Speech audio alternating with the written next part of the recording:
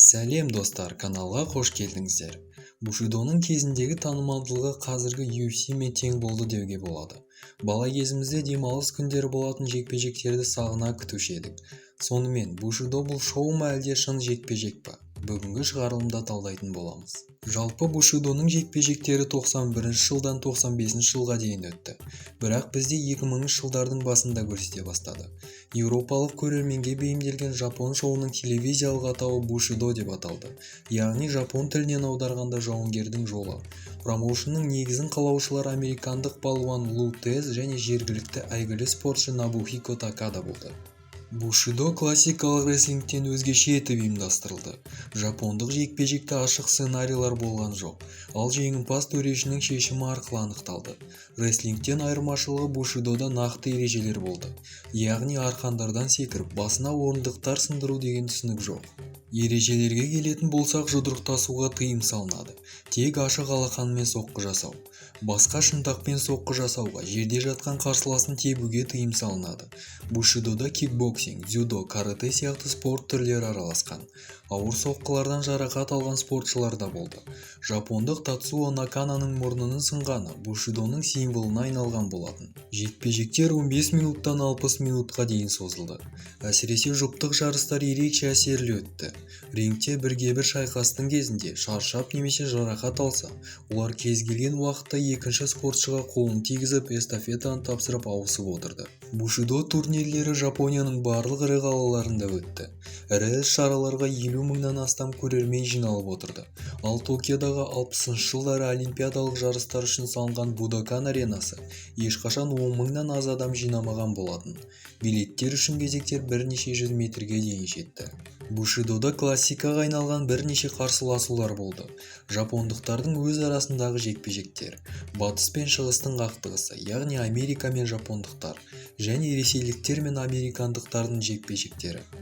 Жапондық Набухико Такада 2 жылдан астам уақыт бойы белдікке ие болды. Такаданың негізгі қарсыластары американдық балуандар болды. Олардың бірі бәріміз білетін Монтана штатының тыртығы бар спортшысы Гарри Олбрайт. Әрдайым қызыл трикомен шығатын 150 келі балуан қарсыластарын біраз қинаған болатын. Спортшы Йоджи Анджо бір сұхбатында Гарри өте күшті болды. Ол бізді қауырсын сияқты көтеріп бүкіл күшімен рингке жабыстыратын еді. Кезекті лақтырыс кезінде мойын омыртқаларымды қатты зақымдаған болатынмын.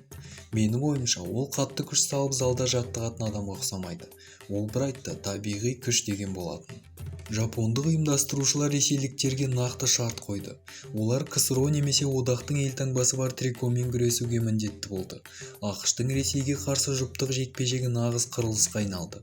Ресейдің атына Хашимиков пен Беркович, ал Америка жақтан Олбрайт пен UFC-дің болашақ чемпионы Дэн Северн шайқасты. 1995 жылы федерация қаржылық қиындықтарға тап болды. Жағдайды түзету үшін бушидо балуандары басқа промоушендармен келісім шартқа отыра бастады. Бушидоның соңғы турнирі 96 жылдың желтоқсанында өтті. Спортшылардың көбісі Жапонияда қалды. Кейбір балуандар мансабын аяқтап, ал қалғандары аралас жекпе-жек пен кикбоксингке көшті.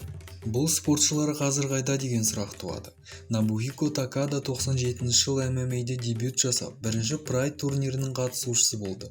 Аралас жекпе-жекте ол бушидоға қарағанда әлдеқайда әлсіз көрінді. Жалпы есеппен 2 жеңіс, 2 тең ойын, 6 жеңіліс тапты. Мансабын аяқтағаннан кейін ол Hustle Wrestling промоушенын басқарды. Ал қазір Жапонияның ММА ұйымында матчмейкер болып жұмыс істейді.